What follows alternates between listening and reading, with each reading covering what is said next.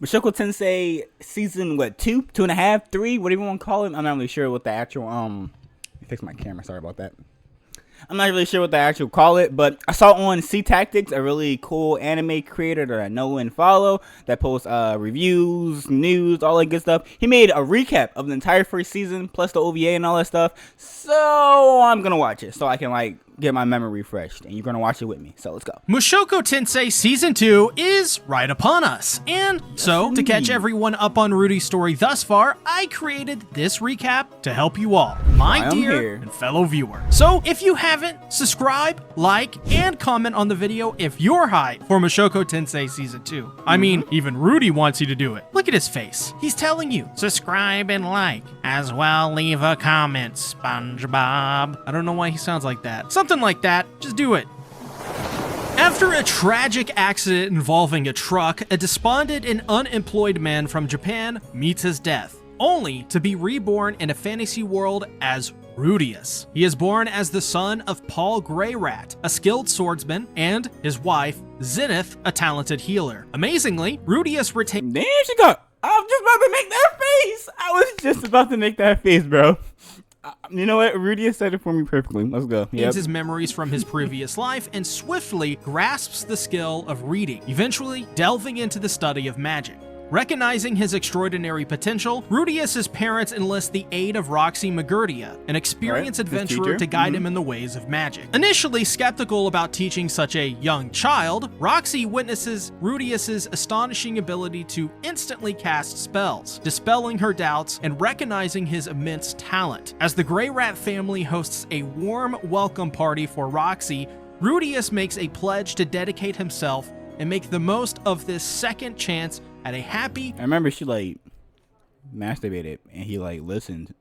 That was so random for a 1 minute intro, but like that's what I remember. And fulfilling life by putting in an earnest effort to improve. Rudius finds himself lost in thought about his previous life, his expulsion from home, and the fateful encounter with a truck that ended his existence while he bravely tried to save a group of teenagers. Months slip by as he trains in the magical arts under the tutelage of Roxy. However, the day of his 5th birthday celebration arrives, accompanied by an unexpected announcement from Roxy herself. She has imparted all she can and declares it is time— At age 5, she says, "Yeah, bro, you're equivalent to me now. You learned everything. Go on." At age 5, for his graduation examination. The following day, Rudius embarks on a journey outside of his home, his anxiety intertwining with the lingering trauma from his past, where he endured severe bullying and became a recluse. Yet, amidst his inner turmoil, a newfound realization dawns upon him. Observing how effortlessly Roxy assimilates into the village, despite the prevailing prejudices she typically faces due to her foreign appearance, he discovers a wellspring of hope within himself. As the examination unfolds, Rudius summons forth a huge thunderstorm, acknowledging his progress. Yeah, they really took every small thing in Isekai and made it the literal definition. You want to see magic? We'll give you something magical. You want to see fantasy? We'll give you something fantasy-wise. You want to see world building? We'll build a fucking world. They did everything to the extreme, bro. Roxy tells him he passed the test. With the end of the examination, Roxy leaves to continue her own journey. Rudius thanks her sincerely for all the things that she has done for him. Now liberated from the shackles of his fear to leave home under Roxy's guidance, Rudius embraces the joy of playing outdoors alone. It is during this outing that he rescues a half-elf child named Sylph from a gang of bullies. A strong bond forms between Rudius and Sylphie as they become fast friends. Rudius then begins to teach Sylphie magic. Time passes, and 6 months later, as a storm rages outside, Rudius brings Sylphie home to get shelter within his home. In an unforeseen turn of events, Rudius, acting with innocent intentions, unwittingly removes Sylphie's clothes and like in every anime, they don't know it's a girl, and they do something like this, and they're like, "Oh my god, I'm so sorry, I didn't know, man, I didn't know." I don't know why I paused it here. I kind of don't. A I girl? don't know why Her I paused full it there. name I'm is sorry. Sylphiette. Overwhelmed with guilt, Rudius offers his sincere apologies to Sylphiette, yet she evades his presence, much to his sadness. Eventually, Sylphiette approaches Rudius, and their friendship is mended. Filled with determination, Rudius resolves to share. I never noticed how much they look alike. Bro, look at that. It's literally, bro. Like, bro, it's a copy and paste with just long ears. Even the little thing on the head, I've never noticed that. Wow. Huh. Cherish the first friendship he has gotten in his new life. The Grey Rat family is overjoyed upon discovering Zenith is once again pregnant, but their happiness is abruptly shattered. Right. I remember when the freaking maid was having an affair. I think it's called, right? Having an affair with the husband. I was like, oh, this isekai getting serious. Okay. Oh, okay. I see you. A revelation from their maid, Lilia. It comes to light that Lilia, having engaged in an affair with Paul, is also carrying his child. Concerned for Lilia's well-being and fearing Zenith's anger, Rudius orchestrates a plan to shield her from the consequences. Despite being aware that Lilia had seduced his father, he persuades Zenith to forgive her, with Paul willingly accepting the blame. This selfless act earns Rudius the gratitude and unwavering loyalty of Lilia. In due course, Zenith and Lilia do give birth to two precious girls, Norn and Ayo, they're also copy and paste. Ayo. Aisha, respectfully. Meanwhile, Rudius receives a letter from Roxy, telling him to join her at the renowned Renoa Magic Academy. Contemplating his departure, Rudius finds himself torn as Sylphiette, unwilling to be separated from him, expresses her reluctance. Consequently, he resolves he made an actual friend to seek employment to fund their education instead. However, recognizing that Rudius's deep attachment to Sylphiette may impede his personal growth, his parents make a difficult decision by deciding to separate them. They entrust their son to the care of an old family friend, Ghislaine, a beast woman. Ghislaine departs from the village, accompanied by Rudius. No. Didn't they, like, knock him out or something? And, like, kidnap him? I could have swore. Ghislaine assumes the responsibility of guiding Rudius, and as they journey together, he reads a letter from Paul. The message reveals that his father has arranged a tutoring position for Rudius, enabling him to fund his and Sylphiette's education. However, recognizing the potential hindrance of his attachment to Sylphiette, Paul sternly prohibits Rudius from returning home or meeting her for the next 5 years. Goddamn. In a vibrant city. I remember that. I remember he was like supposed to be bettering himself and getting and learning and training like swords and not just magic and everything like that. But he was actually required not to see her for 5 years. I didn't know that. Of Roa, Rudius encounters his employer, Philip Boreas Greyrat, the mayor and his father's cousin. His task is to educate Philip's daughter, Eris. Unfortunately, Rudius is met with Eris's hostile attitude upon their introduction. Yeah, she cracked me up, beating his ass, bro. I was cracking it the entire time. Honestly, that was part of the. Well, I mean, wait. There's a lot of reasons why I like Mushoku Tensei. A lot of people can say the story building, the effort put into it, how it looked, the actual little theories, the fact that everything is actually built. There's literal language, there's literal countries, whatever. You can say all that. But the one big thing that let me let me decide why I liked it so much was the fact that the main character was overpowered in his mind only.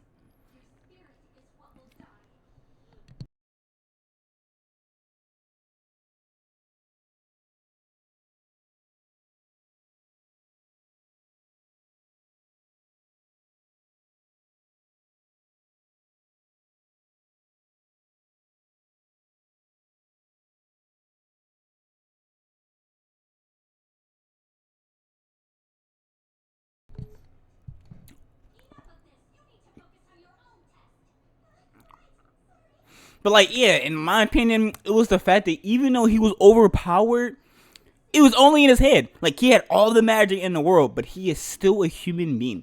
he can still get his ass beat by a little girl. Like, he was getting his ass beat. He can still die. He still bleeds. He can learn this and learn that, but like, that don't mean shit. That don't mean, in the real world, that don't mean nothing. You can shoot a little blast in this, but they're too fast and you can't cast your spell, you're still gonna die. That was the best part to me, to be honest.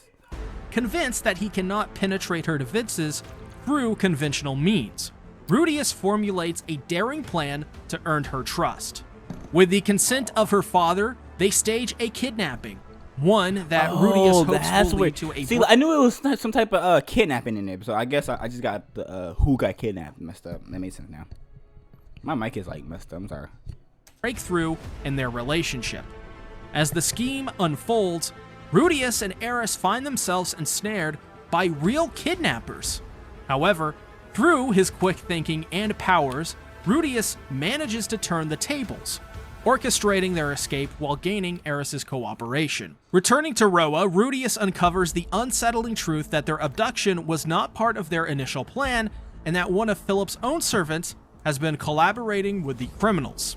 Determined to protect Eris, Rudius confronts... and this was the literal moment that I was like, yeah, this anime is definitely a little more realistic. And it's in a fierce battle until Ghislaine arrives to their rescue, killing their enemies and apprehending... Nah, they should show the, he should have showed the clip where, he was doing everything, he had all the magic in the world, but he can still get his ass fucking killed. Like, you know, you're not saving yourself, you don't got the actual skills to do it. The traitor. Once they return home, Eris embraces... I'm not liking how he skipped that. I'm not even gonna lie, because that right there was a big moment for me, because he was all shaken up by the blood, and he was reacting to it, and usually in the anime, they just cut him up, they bad guys to go to jail, whatever, and it's like, okay, the scene's done. But Mushoku Tensei, they took it to a whole new realistic level. My man Rudius, a kid, seeing real people getting cut down in cold blood, it was like, he was fucking freaked, he was shocked, he was stunned, like, it felt real. Rudius as her tutor, accepting him into her household. Expressing his gratitude, Philip extends his heartfelt appreciation to Rudius for safeguarding Eris, issuing a solemn warning to keep his connections with the Grey Rat family concealed, as it could potentially make him a target once more. In the days that follow, Ghislaine starts teaching her formidable swordsmanship skills to both Eris and Rudius, while Rudius takes on the role of tutor, educating them in magic, literacy, and mathematics. Yet, Eris, played by the uninteresting material, frequently skips her classes. Recognizing the need to kindle her enthusiasm, Rudius grants her one day off each week as an incentive. As they leisurely stroll through the city, Eris endeavors to purchase an expensive book as a gift for Rudius. However, he graciously declines, asserting that she cannot present without her money, suggesting that her father provide her with an allowance instead. Taking Rudius's suggestion to heart, Eris acquires her allowance and presents him with a vial that had piqued his interest. Unknown to her, it contains an aphrodisiac, plunging Rudius into a very interesting predicament. Filled with worry and other things, he grapples the idea of revealing the true nature of the vial to both Eris and Ghislaine. Understandable. With Eris's 10th birthday celebration drawing near, Rudius recognizes the importance of her dance performance. So he allows her dance teacher to borrow some of his allocated tutoring time, enabling Eris to refine her skills. Taking advantage of the newfound free time, Rudius begins the study of various languages. Despite her efforts... Look at that. You see that shit? Oh, crap. I'm dropping stuff over here. You see that? What the hell even is that? The fact that they really got a whole, like, book for it and everything is insane. Usually they, like, blur it out or just use Japanese, but that's cool. Free time, Rudius cool begins the study of various languages. Despite her efforts, Eris struggles to make significant progress in her dancing, leading her to contemplate giving up. However, Rudius becomes an unwavering source of encouragement for her, pushing her to persevere. He starts to take an active role in assisting her with her lessons. Meanwhile, Rudius continues to hone his proficiency in foreign languages with the guidance of Ghislaine and Roxy. Eris's progress in dancing, however, remains small. As the day of the birthday party arrives, Eris finds herself unable to fulfill the expectation of dancing with a noble partner. Rudius steps forward, offering himself as Eris's dance partner. He imparts instructions to Eris, directing her to use her fighting prowess in her dance moves. The result is a success as they manage to dance together.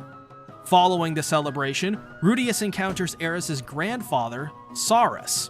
An ominous spectacle then catches Saurus' attention, a mysterious ball of light hovering in the sky.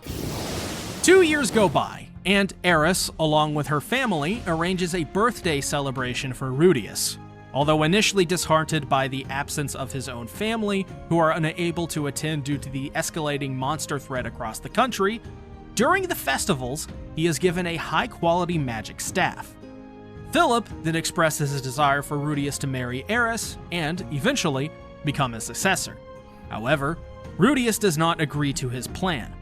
Later that evening, Rudius then tries to push himself upon Eris, but she shoves him away. I remember everybody. Not stop on this specific scene, because, Anyways, but I remember scenes like this made everybody hate Rudius because of the fact that he's like a 30-year-old man and Eris is like 8 right now or some shit like that. She's like a little bit older than Rudius at the time.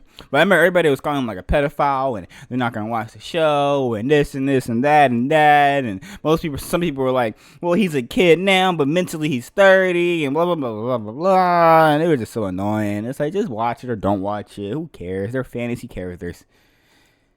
Eris and Ghislaine has been practicing his new staff. Unfairly accused, Rudius finds I don't want to watch the entire video because I'm under trying to attack remember from get him Elmonfi. out. I know they met I forgot his name, but the dude everybody was scared of.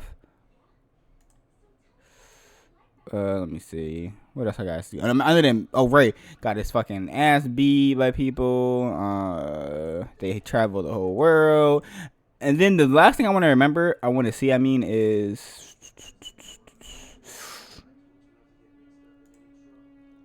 I want to see, where is it? I want to see where that big gas disaster happened, where his family was all messed up. Yeah, like hair and stuff. Conversing when he was with fighting Orsted. the dude. I really want to make sure I get here. For one of the human gods of I hostiles, don't remember this exactly. Launches an attack. Despite Eris and Ruijerd's attempt to protect Eris, they are swiftly overpowered by Orsted, They got their ass kicked who by the inflicts dude. a fatal wound upon Rudius. He like literally basically kills him or some shit. Bring a flood of memories from his earlier life. Ruijerd declares that Rudius and Eris have grown strong enough to That's how you say his name? no longer require his protection. He announces his departure with Rudius and Eris saying goodbye. Continuing their journey, Rudius and Eris venture onward to Roa, also a devastated ruin.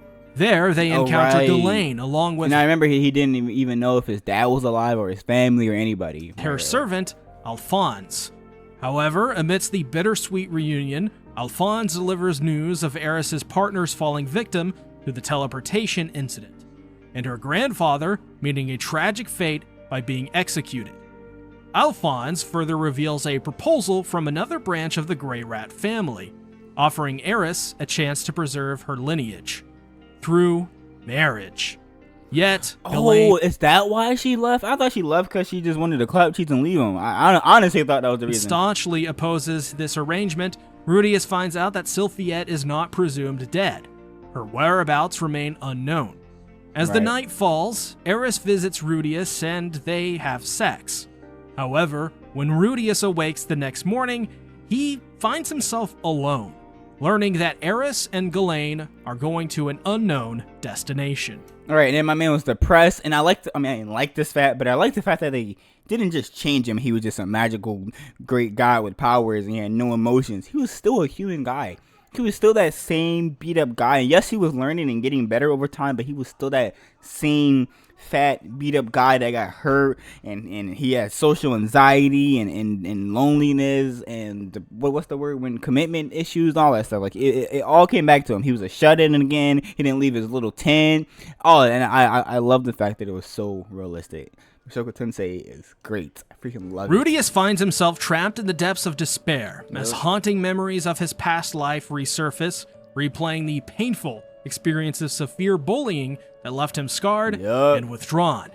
Meanwhile, driven by her determination to protect Rudius from Orsted, Eris embarks on a journey accompanied by Ghislaine to get stronger. Ruijerd comes to the aid of travelers in need, rescuing them from vicious beasts. Despite revealing his true identity as a suppard, the people he saves recognizes his bravery and praise him for his selfless actions. Zenoba and Geese continue on their separate paths, their hearts reminiscing with their time spent with Rudius. In Doldia village, Guys and Tona are training. Roxy crosses path with Kishirika and lends a helping hand by settling. I get the point. I get the idea of it. I remember a good amount of it, and I'm ready for season 2. Let's get it.